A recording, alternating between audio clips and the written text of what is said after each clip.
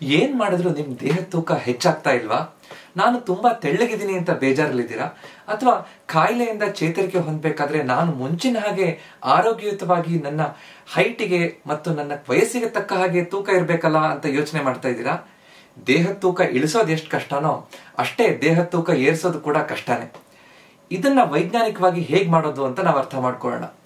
ಯಾವ ಆಹಾರಗಳನ್ನು ತಿನ್ಬೇಕು, ನನ್ನ ದೇಹಕ್ಕೆ ಎಷ್ಟು ಕ್ಯಾಲರಿಗಳು ಬೇಕು, ಪ್ರೋಟೀನ್ ಅನ್ನು ಹೆಚ್ಚು ಮಾಡೋದು ಹೇಗೆ, ಕೊಬ್ಬಿನಂಶ ಹೆಚ್ಚು ಮಾಡೋದು ಹೇಗೆ, ಎಷ್ಟು ಸಲ ನಾನು ಊಟ ಮಾಡಬೇಕು, ಅದ್ರ ಜೊತೆಗೆ ಯಾವ ವ್ಯಾಯಾಮಗಳು ಮಾಡಬೇಕು, ಎಷ್ಟು ನೀರನ್ನು ಕುಡಿಬೇಕು, ಹೇಗೆ ನಾನು ನಿದ್ದೆ ಮಾಡಬೇಕು, ಎಷ್ಟು ಹೊತ್ತು ನಿದ್ದೆ ಮಾಡಬೇಕು, ಎಷ್ಟು ದಿನಕ್ಕೊಮ್ಮೆ ನನ್ನ ದೇಹದ ತೂಕವನ್ನು ಚೆಕ್ ಮಾಡ್ಕೋಬೇಕು, ಮತ್ತು ಎಲ್ಲಕ್ಕಿಂತ ಮುಖ್ಯ ಯಾವ ಕಾಯಿಲೆಗಳಿದ್ರೆ ನಾನು ಈ ದೇಹದ ತೂಕ ಹೆಚ್ಚು ಮಾಡ್ಕೊಳ್ಳಿಕ್ಕೆ ಸಾಧ್ಯ ಇಲ್ಲ ಅಥವಾ ಕಷ್ಟ ಆಗುತ್ತೆ, ಯಾವಾಗ ಡಾಕ್ಟರನ್ನು ಕಾಣಬೇಕು ಅನ್ನೋಂಥ ವಿಷಯಗಳನ್ನ ಇವತ್ತು ಅರ್ಥ ಮಾಡ್ಕೊಳ್ಳೋಣ.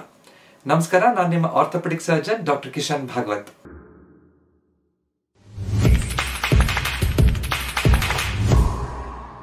ನನಗೆ ಬಹಳಷ್ಟು ಜನ ಸುರಕ್ಷಿತವಾಗಿ ಬೇಗ ದೇಹ ತೂಕ ಹೆಚ್ಚು ಮಾಡೋದು ಹೇಗೆ ಡಾಕ್ಟ್ರೆ, ಅದ್ರ ಬಗ್ಗೆ ವಿಡಿಯೋ ಮಾಡಿ ಅಂತ ಕೇಳ್ಕೊಂಡಿದ್ರು. ಅದಕ್ಕೋಸ್ಕರ ನಾನು ಈ ವಿಡಿಯೋ ಮಾಡ್ತಾ ಇದ್ದೀನಿ. ಮುಖ್ಯವಾಗಿ ಈ ದೇಹ ತೂಕ ಹೆಚ್ಚು ಮಾಡಬೇಕು ಅಂತಂದ್ರೆ ಕ್ಯಾಲರಿಕ್ ಸರ್ಪ್ಲಸ್ ಅನ್ನುವಂತಹ ಕಾನ್ಸೆಪ್ಟ್ ಅನ್ನ ಅರ್ಥ ಮಾಡ್ಕೋಬೇಕು. ಉದಾಹರಣೆಗೆ ಒಂದು ಬ್ಯಾಂಕ್ ಇದೆ ಅಂತ ತಿಳ್ಕೊಳ್ಳಿ. ನಿಮ್ದೊಂದು ಸೇವಿಂಗ್ಸ್ ಬ್ಯಾಂಕ್ ಅಕೌಂಟ್ ಇದೆ, SB ಅಕೌಂಟ್ ಇದೆ. ಪ್ರತಿದಿನ ನೀವು ಬ್ಯಾಂಕಿಗೆ ದುಡ್ಡು ಕಟ್ತಾ ಹೋಗ್ತೀರಿ, ದಿನ ಒಂದಿಷ್ಟು ಖರ್ಚು ಮಾಡ್ತಾ ಹೋಗ್ತೀರಿ. ನೀವು ಖರ್ಚು ಮಾಡೋದಕ್ಕಿಂತ ಹೆಚ್ಚು ದುಡ್ಡನ್ನು ಕಟ್ತಾ ಹೋದಾಗ ಬ್ಯಾಂಕ್ ಅಕೌಂಟ್ ಬೆಳೀತಾ ಹೋಗುತ್ತೆ. ಅದೇ ರೀತಿ ನಾವು ಪ್ರತಿದಿನ ಆಹಾರ ತಗೋತೀವಿ, ದೇಹ ಹಲವಾರು ರೂಪದಲ್ಲಿ ಅದನ್ನ ಖರ್ಚು ಮಾಡ್ತಾ ಬರುತ್ತೆ. ಆಹಾರ ತಗೊಳ್ಳುವಂತಹ ಕ್ಯಾಲರಿಗಳು ಖರ್ಚು ಮಾಡೋದಕ್ಕಿಂತ ಹೆಚ್ಚಾದಾಗ ನಮ್ಮ ದೇಹ ತೂಕ ಹೆಚ್ಚಾಗ್ತಾ ಹೋಗುತ್ತೆ. ಆ ಕ್ಯಾಲರಿಗಳನ್ನ ದೇಹ ಫ್ಯಾಟ್ ಆಗಿ ಮಸಲ್ಸ್ ಆಗಿ ಸ್ಟೋರ್ ಮಾಡ್ತಾ ಬರುತ್ತೆ. ಆವಾಗ ನಮ್ಮ ದೇಹ ತೂಕ ಹೆಚ್ಚಾಗ್ಲಿಕ್ಕೆ ಸಾಧ್ಯ ಆಗುತ್ತೆ. ನಾವು ಇದು ಹೇಳಿದಷ್ಟು ಸುಲಭ ಅಲ್ಲ. ನಾವು ಎಷ್ಟು ಆಹಾರ ತಗೋತಾ ಇದ್ದೀನಿ ಅಂದ್ರೂ ನನ್ನ ದೇಹ ತೂಕ ಹೆಚ್ಚಾಗ್ತಿಲ್ವಲ್ಲ ಡಾಕ್ಟ್ರೇ ಅಂತ ಹೇಳ್ತಾರೆ. ದೇಹ ತೂಕ ಹೆಚ್ಚಾಗುವಂಥದ್ದು ನಮ್ಮ ದೇಹದ ಪ್ರಕೃತಿ ಮೇಲೆ ಹೋಗುತ್ತೆ. ಅಂದ್ರೆ ದೇಹದ ಮೆಟಬಾಲಿಕ್ ರೇಟ್ ಅಂತ. 1 ಲೀಟರ್ ನಾವು ಡೀಸೆಲ್ ಅಥವಾ ಪೆಟ್ರೋಲ್ ಹಾಕ್ಸಿದ್ರೆ ಕಾರ್ ಅಥವಾ ಬೈಕ್ ಇಂದಷ್ಟು ಮೈಲೇಜ್ ಅನ್ನ ಕೊಡುತ್ತೆ ಅಂತ ನಮ್ಗೆ ಗೊತ್ತು. ಕೆಲವೊಂದು ಗಾಡಿ ತುಂಬಾ ಹೆಚ್ಚು ಮೈಲೇಜ್ ಅನ್ನು ಕೊಡುತ್ತೆ, ತುಂಬಾ ಹೆಚ್ಚು ಕಿಲೋಮೀಟರ್ ಓಡುತ್ತೆ. ಕೆಲವೊಂದು ಗಾಡಿ ಹೆಚ್ಚು ಮೈಲೇಜ್ ಕೊಡಲ್ಲ. ಅದೇ ರೀತಿ ನಮ್ಮ ದೇಹದ ಮೆಟಬಾಲಿಕ್ ರೇಟ್ ಅಂತ ಇರುತ್ತೆ. ನಾವು ಎಷ್ಟು ತಿಂದ್ರೂ ಅದು ಬೇಗ ಅದು ಜಾಸ್ತಿ ಅರಗಿಸ್ಕೊಂಡ್ಬಿಡುತ್ತೆ, ನಮ್ಗೆ ದೇಹದಲ್ಲಿ ಹೆಚ್ಚು ಕ್ಯಾಲರಿಗಳನ್ನ ಕೊಡೋದೇ ಇಲ್ಲ. ಆ ರೀತಿಯಾದಂತಹ ಪ್ರಕೃತಿ ಇದೆ. ದೇಹ ತೂಕ ಹೆಚ್ಚು ಮಾಡುವಂಥದ್ದು ಕಷ್ಟ ಅಂತ ಹೇಳ್ತೀವಿ. ಅನುವಂಶೀಯವಾಗಿ ಕೆಲವೊಂದಿಷ್ಟು ಮನೆತನಗಳಲ್ಲಿ ತೆಳ್ಳಗೆ ಇರ್ತಾರೆ, ಅವ್ರು ಎಷ್ಟು ತಿಂದ್ರು ಅದು ಅವ್ರ ಮೈಗೆ ಹತ್ತದೇ ಇಲ್ಲ ಅಂತ ಹೇಳ್ತಾರೆ. ಆ ತರ ಇದ್ದಾಗೂ ಕೂಡ ದೇಹ ತೂಕ ಹೆಚ್ಚು ಮಾಡುವಂಥದ್ದು ಕಷ್ಟ ಇರಬಹುದು. ಕೆಲವೊಂದು ಇದ್ರ ಬಗ್ಗೆ ತಿಳುವಳಿಕೆ ಇಲ್ಲದೆ ಇರುವಂತವ್ರು ಕಡಿಮೆ ತಿಂದು ದೇಹ ತೂಕ ಹೆಚ್ಚು ಮಾಡ್ಲಿಕ್ಕೆ ಕಷ್ಟ ಆಗ್ಬೋದು. ಕೆಲವೊಂದು ರೋಗ ಇದ್ರೆ, ಅಂದ್ರೆ ಕೆಲವೊಂದು ಥೈರಾಯ್ಡ್ ಸಮಸ್ಯೆ, ಹಾರ್ಮೋನ್ಗಳ ಇಂಬ್ಯಾಲೆನ್ಸ್ ಇದ್ರೆ, ಅಥವಾ ಪಚನದಲ್ಲಿ ಕೆಲವೊಂದು ತೊಂದರೆಗಳಿದ್ದಾಗ ಕೂಡ ದೇಹ ತೂಕ ಹೆಚ್ಚಾಗದೇ ಇರುವಂತ ಸಮಸ್ಯೆ ಇರುತ್ತೆ. ಮತ್ತು ಕೆಲವೊಮ್ಮೆ ಡಿಪ್ರೆಷನ್, ಖಿನ್ನತೆ ಇದ್ದಾಗ, ಏನ್ ಮಾಡಿದ್ರು ಮಾನಸಿಕ ಕೆಲವೊಂದು ಕಾಯಿಲೆಗಳ ತೊಂದರೆಗಳಿದ್ದಾಗ ಕೂಡ ಈ ರೀತಿಯಾದಂತಹ ದೇಹ ತೂಕ ಹೆಚ್ಚಾಗದೇ ಇರುವಂತಹ ಸಮಸ್ಯೆ ಇರುತ್ತೆ. ಆದ್ರೆ ನಾವು ಈ ಕ್ಯಾಲರಿಗಳ ನನ್ನ ದೇಹಕ್ಕೆ ಎಷ್ಟು ಬೇಕು ಅಂತ ಹೇಗೆ ನಿರ್ಧಾರ ಮಾಡ್ಬೋದು? ಇದು ನಾವು ಗಂಡಸರಿಗೆ ಬೇರೆ ತರ, ಹೆಂಗಸರಿಗೆ ಬೇರೆ ತರ ಫಾರ್ಮುಲಾ ಇರುತ್ತೆ.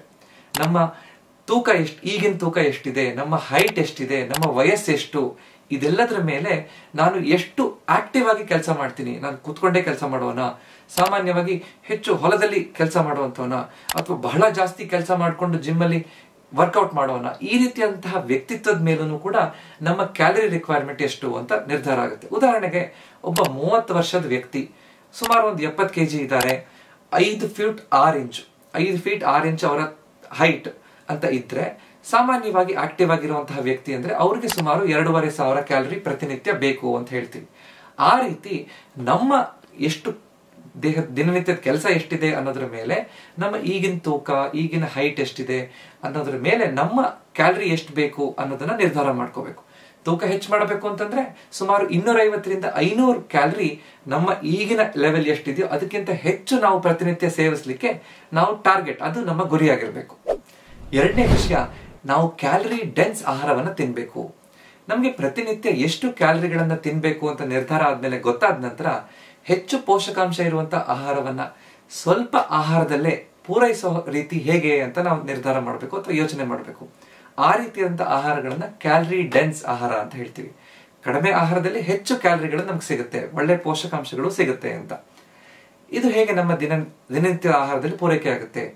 ತುಪ್ಪವನ್ನು ಬಳಸಬೇಕು. 1 ಟೇಬಲ್ ಸ್ಪೂನ್ ತುಪ್ಪದಲ್ಲಿ 120 ಕ್ಯಾಲರಿ ಇರುತ್ತೆ. ಪನೀರನ್ನು ಹೆಚ್ಚು ಬಳಸಬೇಕು. ಪನೀರ್ 100 ಗ್ರಾಮ್ ಪನೀರಲ್ಲಿ 260 ಕ್ಯಾಲರಿಗಳು ನಮ್ಗೆ ಸಿಕ್ಬಿಡುತ್ತೆ. ಅದೇ ರೀತಿ ಹಣ್ಣುಗಳಲ್ಲಿ ಬಾಳೆಹಣ್ಣು ತಿನ್ಬೋದು. ಒಂದು ಸಣ್ಣ ಮೀಡಿಯಂ ಸೈಜ್ ಬಾಳೆಹಣ್ಣಲ್ಲಿ ಸುಮಾರು 150 ಕ್ಯಾಲರಿ ನಮಗೆ ಸಿಕ್ಬಿಡುತ್ತೆ.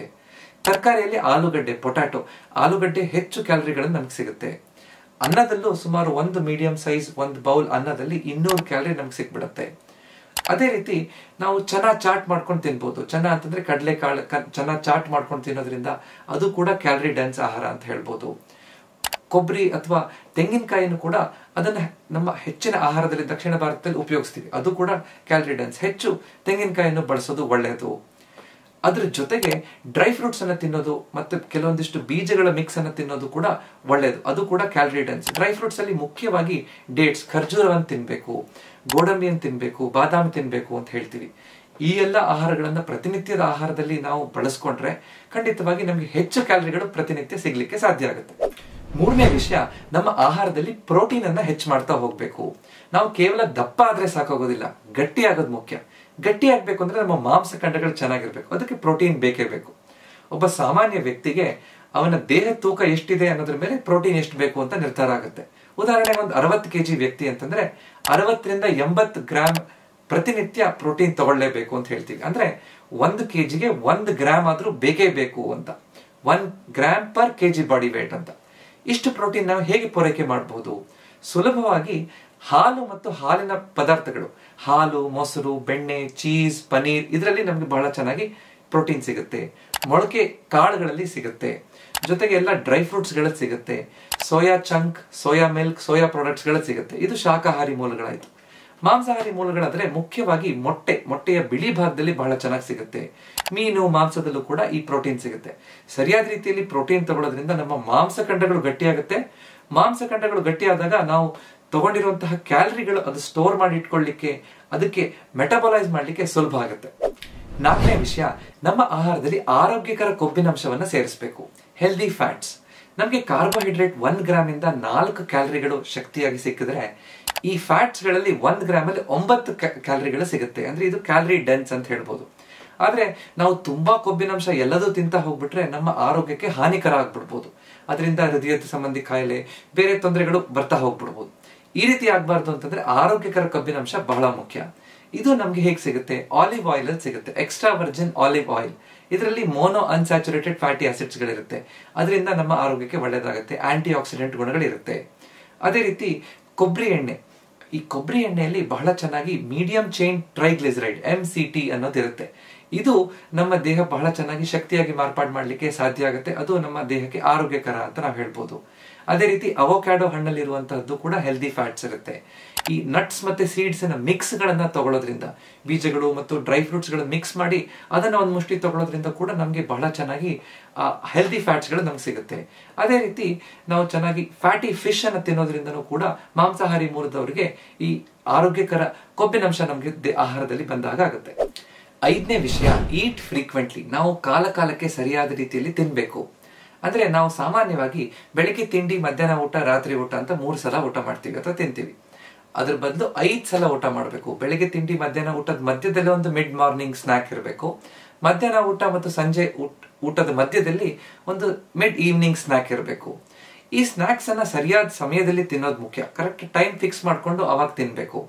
ನಾವು ಕಾಲ ಕಾಲಕ್ಕೆ ತಿನ್ನೋದ್ರಿಂದ ಸ್ವಲ್ಪ ತಿಂದ್ರೂ ಕೂಡ ನಮ್ಮ ದೇಹದ ಕ್ಯಾಲರಿ ರಿಕ್ವೈರ್ಮೆಂಟ್ ಅನ್ನ ನಾವು ಫುಲ್ಫಿಲ್ ಮಾಡ್ಲಿಕ್ಕೆ ಸಾಧ್ಯ ಆಗುತ್ತೆ. ಅಷ್ಟು ತಿನ್ಬೇಕು ಅಂತ ಗುರಿ ಇಟ್ಕೊಂಡು ಅದನ್ನ ಸಾಧಿಸ್ಲಿಕ್ಕೆ ಸಾಧ್ಯ ಆಗುತ್ತೆ.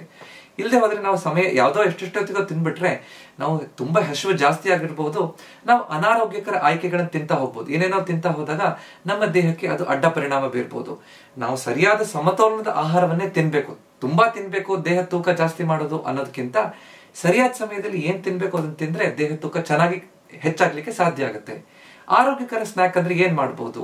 ನಾವು ಚಿಕ್ಕಿಯನ್ನ ತಿನ್ಬಹುದು. ಅದ್ರ ಜೊತೆಗೆ ಒಂದು ಮೊಸರನ್ನ ಡ್ರೈ ಫ್ರೂಟ್ಸ್ ಹಾಕೊಂಡು ಅಥವಾ ಬೀಜಗಳ ಮಿಕ್ಸ್ ಅನ್ನು ಹಾಕೊಂಡು ತಿನ್ಬಹುದು. ಅಥವಾ ಫ್ರೂಟ್ಸ್ ಅನ್ನ ಕಟ್ ಮಾಡ್ಕೊಂಡು ಸರಿಯಾಗಿ ಟೈಮಲ್ಲಿ ತಿನ್ಬಹುದು.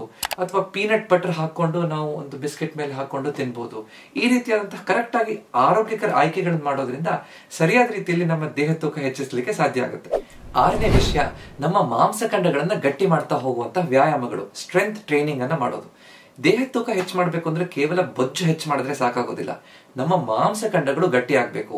ಈ ಸ್ಟ್ರೆಂತ್ ಟ್ರೈನಿಂಗ್ ಮಾಡೋದ್ರಿಂದ ನಮ್ಮ ಮಾಂಸಖಂಡದ ಒಳಗಡೆ ಚಿಕ್ಕ ಚಿಕ್ಕ ಮೈಕ್ರೋ ಟೇರ್ಗಳಾಗುತ್ತೆ. ಅದು ರಿಪೇರ್ ಆಗ್ತಾ ಆಗ್ತಾ ನಮ್ಮ ಮಾಂಸಖಂಡ ಹೈಪರ್ಟ್ರೋಫಿ ಆಗುತ್ತೆ, ಮಾಂಸಖಂಡ ಗಟ್ಟಿ ಆಗ್ತಾ ಬರುತ್ತೆ, ದಪ್ಪ ಆಗ್ತಾ ಬರುತ್ತೆ. ಅವಾಗ ಸುಲಭವಾಗಿ ನಾವು ತಿಂದಿರುವಂತ ಆಹಾರ ಆ ಮಾಂಸಖಂಡಕ್ಕೆ ಮೆಟಬಲೈಸ್ ಆಗ್ಲಿಕ್ಕೆ, ಅದು ಶಕ್ತಿಯಾಗಿ ಕನ್ವರ್ಟ್ ಆಗ್ಲಿಕ್ಕೆ ಉಪಯೋಗ ಆಗುತ್ತೆ. ಅವಾಗ ಕೇವಲ ನಮ್ಮ ದೇಹದಲ್ಲಿ ಬೊಜ್ಜು ಅಲ್ದೇನೆ ಮಾಂಸಖಂಡಗಳು ನಮ್ಮ ದೇಹದ ಶೇಪ್ ಚೆನ್ನಾಗಾಗುತ್ತೆ, ನಾವು ಗಟ್ಟಿಯಾಗಿರ್ಲಿಕ್ಕೆ ಸಾಧ್ಯ ಆಗುತ್ತೆ. ಮಾಂಸಖಂಡಗಳನ್ನು ಹೇಗೆ ಬೆಳೆಸೋದು ಆಹಾರದಿಂದ ಅನ್ನೋದ್ರ ಬಗ್ಗೆ ನಾನು ಒಂದು ವಿಡಿಯೋ ಮಾಡಿದ್ದೀನಿ, ಅದನ್ನು ಕೂಡ ನೀವು ನೋಡ್ಬೋದು. ಅದರ ಜೊತೆಗೆ ಸರಿಯಾದ ರೀತಿಯಲ್ಲಿ ವ್ಯಾಯಾಮ ಮಾಡಬೇಕು. ಯಾವ್ಯಾವ ವ್ಯಾಯಾಮ ಮಾಡ್ಬೋದು? ನಮ್ಮ ಬಾಡಿ ವೇಟ್ ಎಕ್ಸರ್ಸೈಸ್ ಮಾಡ್ಬೋದು, ಸ್ಕ್ವಾಟ್ಸ್, ಲಂಜಸ್ ಅದನ್ನ ಮಾಡ್ಬೋದು, ಅಥವಾ ದೇಹದ ತೂಕ ಅಲ್ದೇನೆ ಬೇರೆ ಡಂಬೆಲ್ಸ್ ಅನ್ನ ವೇಟ್ಸ್ ಎತ್ತಿ ಮಾಡ್ಬೋದು, ಅಥವಾ ಡೆಡ್ ಲಿಫ್ಟ್ ಮಾಡ್ಬೋದು, ಅಥವಾ ಈ ಬೆಂಚ್ ಪ್ರೆಸ್ ಅನ್ನ ಮಾಡ್ಬೋದು. ಅದರ ಜೊತೆಗೆ ರೆಸಿಸ್ಟೆನ್ಸ್ ಬ್ಯಾಂಡ್ ಎಕ್ಸರ್ಸೈಸಸ್ ಗಳನ್ನು ಮಾಡ್ಬೋದು. ಈ ಎಲ್ಲ ವ್ಯಾಯಾಮಗಳನ್ನ ಪ್ರತಿನಿತ್ಯ ನಾವು ಅಳವಡಿಸ್ಕೊಂಡ್ರೆ ನಮ್ಮ ಪ್ರತಿನಿತ್ಯದ ರುಟೀನ್ ಅಲ್ಲಿ ಬಹಳ ಚೆನ್ನಾಗಿ ನಮ್ಮ ದೇಹ ತೂಕ ಏರಿಸಲಿಕ್ಕೆ ಸಾಧ್ಯ ಆಗುತ್ತೆ. 7ನೇ ಸ್ಟೆಪ್, ನಾವು ದೇಹ ತೂಕ ಹೆಚ್ಚಿಸಬೇಕು ಅಂದ್ರೆ ಸರಿಯಾಗಿ ನೀರನ್ನು ಕುಡಿಬೇಕು. ಸಾಮಾನ್ಯವಾಗಿ 2.5 3 ಲೀಟರ್ ನೀರನ್ನು ಕುಡಿಲೇಬೇಕು ಅಂತ ಹೇಳ್ತೀವಿ. ಆದ್ರೆ ನಾವು ತೂಕ ಹೆಚ್ಚು ಮಾಡಬೇಕಾದ್ರೆ ಹೆಚ್ಚು ಆಹಾರ ತಗೋತಾ ಇರ್ತೀವಿ. ಅದರಲ್ಲಿ ಇರುವಂತಹ ಪೋಷಕಾಂಶಗಳು ನಮಗೆ ರಕ್ತಕ್ಕೆ ಹೋಗ್ಬೇಕು, ಹೀರ್ಕೋಬೇಕು, ನಮ್ಮ ಮಾಂಸಖಂಡಗಳು ಚೆನ್ನಾಗಿ ಬೆಳಿಬೇಕು, ಅದರ ರಿಕವರಿ ಆಗ್ಬೇಕು ಅಂತಂದ್ರೆ ನೀರು ಅತ್ಯಗತ್ಯ. ಚೆನ್ನಾಗಿ ಸರಿಯಾಗಿ ನೀರು ಕುಡಿಲಿಲ್ಲ ಅಂತಂದ್ರೆ ಈ ಎಲ್ಲ ನಾವು ತಿಂದಿರುವಂತ ಆಹಾರ ಎಲ್ಲ ವೇಸ್ಟ್ ಆಗ್ಬಿಡುತ್ತೆ. ಅದರಿಂದ ನೀರನ್ನ ಸರಿಯಾಗಿ ಕುಡಿಯೋದು ಬಹಳ ಮುಖ್ಯ. ಅದರ ಜೊತೆಗೆ ನಾವು ನೀರ್ ಅಲ್ದೇನೆ ಬೇರೆ ಫ್ಲೂಯಿಡ್ಸ್ ಅನ್ನು ಕೂಡ ತಗೋಬಹುದು. ನೀರು ಹೆಚ್ಚಿರುವಂತಹ ಹಣ್ಣುಗಳು, ತರಕಾರಿಗಳು ಅದನ್ನು ತಗೊಳ್ಳೋದ್ರಿಂದ, ಜೊತೆಗೆ ಕಾಲ ಕಾಲಕ್ಕೆ ನೀರು ಸರಿಯಾಗಿ ತಗೋತಿದೀವ ಅಂತ ನಾವು ಮಾನಿಟರ್ ಮಾಡಬೇಕು. ನಮ್ಮ ಮೂತ್ರ ಲೈಟ್ ಹಳದಿ ಬಣ್ಣ ಇದೆಯಾ, ತುಂಬಾ ಅರಿಶಿನ ಆಗ್ತಿದ್ರೆ ನೀರು ಕಡಿಮೆ ಕುಡಿತಾ ಇದೀವಿ, ಜಾಸ್ತಿ ಕುಡಿಬೇಕು ಅಂತ. ನಮ್ಗೆ ಆಸರಾದಾಗೆಲ್ಲ ಕಾಲ ಕಾಲಕ್ಕೆ ನೀರು ಕುಡಿತಾ ಇರಬೇಕು. ಅದರಿಂದ ನಮ್ಮ ಈ ದೇಹ ತೂಕ ಹೆಚ್ಚು ಮಾಡಿಸ್ಲಿಕ್ಕೆ ಉಪಯೋಗ ಆಗುತ್ತೆ. 8ನೇ ವಿಷಯ, ಸರಿಯಾಗಿ ನಮ್ಮ ದೇಹಕ್ಕೆ ವಿಶ್ರಾಂತಿಯನ್ನು ಕೊಡಬೇಕು, ಸರಿಯಾಗಿ ನಿದ್ದೆ ಮಾಡಬೇಕು. ನಮ್ಮ ಮಾಂಸಖಂಡಗಳು ಚೆನ್ನಾಗಿ ಚೇತರಿಕೆ ಆಗ್ಬೇಕು ಅಂತಂದ್ರೆ, ನಮ್ಮ ದೇಹದಲ್ಲಿ ಹಾರ್ಮೋನ್ ಲೆವೆಲ್ಗಳು ಚೆನ್ನಾಗಿ, ಗ್ರೋತ್ ಹಾರ್ಮೋನ್ ಎಲ್ಲ ಸರಿಯಾಗಿ ಕೆಲಸ ಮಾಡಬೇಕು ಅಂತಂದ್ರೆ, ನಮ್ಮ ರೋಗ ನಿರೋಧಕ ಶಕ್ತಿ ಚೆನ್ನಾಗಿರ್ಬೇಕು, ಮತ್ತೆ ನಮ್ಮ ದೇಹದಲ್ಲಿ ಖರ್ಚಾಗಿರುವಂತಹ ಶಕ್ತಿ ಪುನಃ ಮತ್ತೆ ರೀಸ್ಟೋರ್ ಆಗ್ಬೇಕು ಅಂತಂದ್ರೆ ಸರಿಯಾದ ರೀತಿಯಲ್ಲಿ ನಿದ್ದೆ, ಒಂದು 7 ರಿಂದ 8 ಗಂಟೆ ನಿದ್ದೆ ಪ್ರತಿನಿತ್ಯ ಮಾಡೋದು ಬಹಳ ಮುಖ್ಯ. ಸರಿಯಾಗಿ ನಾನು ಇಷ್ಟು ಗಂಟೆಗೆ ಮಲ್ಕೊಂಡು ಇಷ್ಟು ಗಂಟೆಗೆ ಹೇಳ್ತೀನಿ ಅಂತ ಒಂದು ರುಟೀನ್ ಅನ್ನ ನಾವು ಮಾಡ್ಕೋಬೇಕು. ಅವಾಗ ಖಂಡಿತವಾಗಿ ನಾವು ದೇಹ ತೂಕ ಹೆಚ್ಚಿಸ್ಲಿಕ್ಕೆ ಅದು ಒಳ್ಳೆಯ ರೀತಿಯಲ್ಲಿ ಅದು ಪೂರಕವಾಗುತ್ತೆ. 9ನೇದು, ಮಾನಿಟರ್ ಪ್ರೋಗ್ರೆಸ್. ನಮ್ಮ ಪ್ರಗತಿ ಪರಿಶೀಲನೆ ಮಾಡಬೇಕು. ಒಂದು ಡೈರಿ ಇಟ್ಕೊಂಡು ನಾನೇನೇನು ತಿಂತಾ ಇದ್ದೀನಿ, ಎಷ್ಟು ಕ್ಯಾಲರಿ ತಿಂದೆ ಅಂತ ನಾನು ನೋಟ್ ಮಾಡ್ತಾ ಹೋಗ್ಬೇಕು. ನಾನು ಸರಿ ಇದ್ದೀನೋ ಇಲ್ವೋ ಅಂತ ಗೊತ್ತಾಗುತ್ತೆ. ನಂತರ ನಮ್ಮ ದೇಹ ತೂಕವನ್ನ 3 ದಿನಕ್ಕೊಮ್ಮೆ, ವಾರಕ್ಕೊಮ್ಮೆ ಸರಿಯಾದ ರೀತಿಯಲ್ಲಿ ಸರಿಯಾದ ಸಮಯದಲ್ಲಿ, ಬೆಳಗ್ಗೆ ಎದ್ದ ತಕ್ಷಣ ಟಾಯ್ಲೆಟ್ ಹೋಗಿ ಬಂದ ನಂತರ ಸರಿಯಾದ ಸಮಯದಲ್ಲಿ ನೋಡೋದು ಕಲಿಬೇಕು. ಎಷ್ಟು ಹೆಚ್ಚಾಗ್ತಾ ಇದೆ ಅಂತ ನನ್ಗೆ ಗೊತ್ತಾಗುತ್ತೆ. ನಂತರ ದೇಹದ ಸರ್ಕಂಫರೆನ್ಸ್ ಮೆಜರ್ಮೆಂಟ್ ಗಳನ್ನು ಮಾಡಬೇಕು.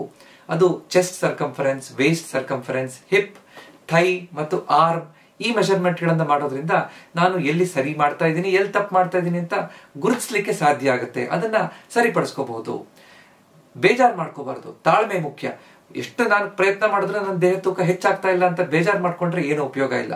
ಸಣ್ಣ ಪುಟ್ಟ ಗೆಲುವನ್ನ ನಾವು ಸಂಭ್ರಮಿಸಬೇಕು. ನನಗೆ ಈ ರೀತಿ ಮಾಡೋದ್ರಿಂದ ನನ್ನ ದೇಹದಲ್ಲಿ ಲವಲವಿಕೆ ಇದೆ, ನನಗೆ ಶಕ್ತಿ ಹೆಚ್ಚಾಗ್ತಾ ಇದೆ, ಈ ರೀತಿಯಾದಂತಹ ಗೆಲುವುಗಳನ್ನ ಸಂಭ್ರಮಿಸೋದನ್ನು ಕಲಿಬೇಕು. 10ನೇದು ಮತ್ತು ಕೊನೆಯದು, ಪ್ರೊಫೆಷನಲ್ ಹೆಲ್ಪ್ ಅನ್ನ ತಗೋಬೇಕು. ನಾವು ಡಾಕ್ಟರ್ ಹತ್ರ ಹೋದಾಗ ಯಾಕೆ ನನ್ನ ದೇಹ ತೂಕ ಹೆಚ್ಚಾಗ್ತಾ ಇಲ್ಲ ಅಂತ ನಾವು ಡಿಸ್ಕಸ್ ಮಾಡಬೇಕು. ನನ್ಗೇನಾದ್ರೂ ಬೇರೆ ತೊಂದರೆಗಳಿದೆಯಾ, ಥೈರಾಯ್ಡ್ ಸಮಸ್ಯೆ ಇದೆಯಾ, ಸಕ್ಕರೆ ಕಾಯಿಲೆ ಇದೆಯಾ, ನನ್ನ ದೇಹದಲ್ಲಿ ಆಹಾರವನ್ನ ಹೀರ್ಕೊಳ್ಳಿಕ್ಕೆ ಸಮಸ್ಯೆ ಇದೆಯಾ, ಅಲ್ಸರೇಟಿವ್ ಕೊಲೈಟಿಸ್, ಕ್ರಾನ್ಸ್ ಡಿಸೀಸ್, ಬೇರೆ ಈ ರೀತಿಯಾದಂತಹ ಹಲವಾರು ತೊಂದರೆಗಳಿದೆಯಾ, ಅಥವಾ ಮಾನಸಿಕ ಖಿನ್ನತೆಯಿಂದ ಬೇರೆ ತೊಂದರೆಗಳು ಆಗ್ತಾ ಇದೆಯಾ, ಅಥವಾ ಈಟಿಂಗ್ ಡಿಸಾರ್ಡರ್ ಗಳಿದೆಯಾ, ಈ ರೀತಿಯಾಗಿ ಡಿಸ್ಕಸ್ ಮಾಡಿಕೊಂಡು ಅದಕ್ಕೆ ಸರಿಯಾದ ಚಿಕಿತ್ಸೆಯನ್ನು ತಗೊಂಡ್ರೆ ಸರಿಯಾಗ್ಬಿಡಬಹುದು. ಅಥವಾ ಸರಿಯಾದ ರೀತಿಯ ನ್ಯೂಟ್ರಿಷನಿಸ್ಟ್ ಮತ್ತು ಡೈಟಿಷಿಯನ್ ಹತ್ರ ಹೋಗಿ ನನಗೆ ಬೇಕಾಗಿರುವಂತಹ ಮೀಲ್ ಪ್ಲಾನ್ ಏನು, ಯಾವ ರೀತಿ ಕ್ಯಾಲರಿಗಳನ್ನು ತಗೋಬೇಕು ಅಂತ ಡಿಸ್ಕಸ್ ಮಾಡ್ಕೊಂಡು ಅದನ್ನ ಅರ್ಥ ಮಾಡ್ಕೊಂಡು ಅದನ್ನ ಅನುಸರಿಸಿದ್ರು ನನಗೆ ಸಹಾಯ ಆಗ್ಬಹುದು. ಮತ್ತೆ ನನ್ನ ಪ್ರೊಫೆಷನಲ್ ಜಿಮ್ ಟ್ರೈನರ್ ಹತ್ರ ಹೋಗಿ ಯಾವ ಮಾಂಸಖಂಡಗಳನ್ನು ಗಟ್ಟಿ ಮಾಡ್ಕೊಳ್ಳುವಂತಹ ವ್ಯಾಯಾಮಗಳನ್ನು ಮಾಡೋದ್ರಿಂದ ನನಗೆ ಉಪಯೋಗ ಆಗುತ್ತೆ ಅದನ್ನ ಡಿಸ್ಕಸ್ ಮಾಡಿ ಆ ವ್ಯಾಯಾಮಗಳನ್ನು ಮಾಡಬೇಕು. ಈ ರೀತಿಯಾಗಿ ಪ್ರೊಫೆಷನಲ್ ಹೆಲ್ಪ್ ಅನ್ನ ತಗೊಳ್ಳೋದನ್ನ ನಾವು ಮರಿಬಾರ್ದು. ನಾವಿವತ್ತು ಸುಲಭವಾಗಿ 10 ಸ್ಟೆಪ್ಗಳಲ್ಲಿ ಹೇಗೆ ದೇಹ ತೂಕವನ್ನ ಬೇಗ ಸುರಕ್ಷಿತವಾಗಿ ಹೆಚ್ಚಿಸಬಹುದು ಅಂತ ತಿಳ್ಕೊಂಡಿದೀವಿ. ಯಾವ್ದಾವ್ದೋ ಪುಡಿಗಳನ್ನು ತಗೊಂಡು ದೇಹ ತೂಕ ಹೆಚ್ಚಿಸೋದು ಅನಾರೋಗ್ಯಕರ, ಅದು ನಮ್ಗೆ ಕೆಲವೊಮ್ಮೆ ಹಾನಿಕಾರಕ ಆಗ್ಬಹುದು. ಅದನ್ನ ನಾವು ಅರ್ಥ ಮಾಡ್ಕೋಬೇಕು. ಈ ವಿಡಿಯೋ ನಿಮ್ಗೆ ಇಷ್ಟ ಆಗಿದ್ರೆ ದಯವಿಟ್ಟು ಇದನ್ನ ಲೈಕ್ ಮಾಡಿ, ನಿಮ್ಮ ಅಕ್ಕಪಕ್ಕದ ಜೊತೆ ಇದನ್ನ ಹಂಚ್ಕೊಳ್ಳಿ. ಮತ್ತು ಇದೇ ರೀತಿಯಾದಂತಹ ಹೆಚ್ಚಿನ ವಿಡಿಯೋಗಳನ್ನು ನೋಡ್ಬೇಕು ಅಂತ ನನ್ನ ಚಾನೆಲ್ ನ ಸಬ್ಸ್ಕ್ರೈಬ್ ಮಾಡಿ. ನಮ್ಮ ಆರೋಗ್ಯ ನಮ್ಮ ಕೈಯಲ್ಲಿದೆ, ಅದನ್ನ ಸರಿಯಾಗಿ ಇಟ್ಕೊಳ್ಳೋದು ನಮ್ಮ ಕರ್ತವ್ಯ. ನಮಸ್ಕಾರ.